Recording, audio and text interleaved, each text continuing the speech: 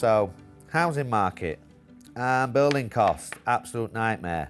And you know, I feel for actually the builders at the moment. It must be going back a few months, almost every week they're having to contact clients, but even before the build had started, your materials have gone up. So what they're saying is that nationwide properties dropped 12.6% this year, over the last year.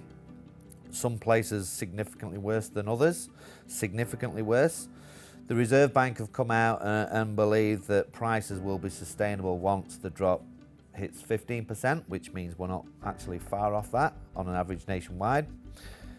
And they're saying that means that pricing is actually heading back to more of a reasonable reality.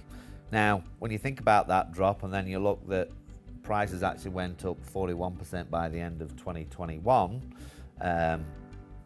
it's not that bad. Unfortunately, there's a few that would have bought at the end of the year, but I'm sure they would have purchased with that being a long-term investment, is that most people are still quite far ahead when it comes to equity in the property. Queenstown and Wanaka seem to have booked that trend at the moment. Will they continue to do so? Remains to be seen. We've also got the elections next year, which always traditionally slow the market down until they've been completed. And so look, if there are changes next year, that's more uncertainties. And if there are a new government in place, you know, all these anti-investor tax rules are out there, and there's a list of myriad of things that'll probably change. So it'll be a very interesting year next year if all that comes about. Given Queenstown and Wanaka appear to be bucking the trend with regards very little to no drop in price, from a client's perspective, are you finding clients are concerned about drops on the horizon, or is it the opposite and there's just not enough stock that's probably going to keep prices where they're at?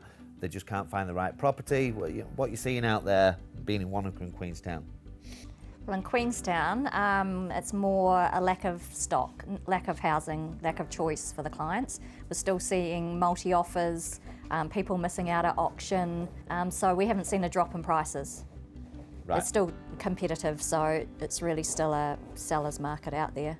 And we've probably seen lately, haven't we, auctions again are getting brought forward. Multi-offers at the moment, which has just come out of the blue, change of season, spring. Pete? Oh look, there seems to be some pretty consistent sales prices that people can rely on, you know, from a data point of view when they're trying to determine the value of a property. And prices are staying pretty true to that compared to what was happening last year. So that's been you know, a real positive for anyone looking to buy. However, as you know, you've just mentioned, there's been a number of properties that have either been brought forward, an auction has come forward, or a deadline's come forward because there's multiple people wanting to offer on it, and it's driving the price higher. So we've just seen a couple of really amazing sales in Wanaka at auction where it sold significantly above what most people thought the property was going to sell for. So definitely a shortage of stock. Great to see some more properties entering the market as spring kind of hit, but we definitely need some more there as well.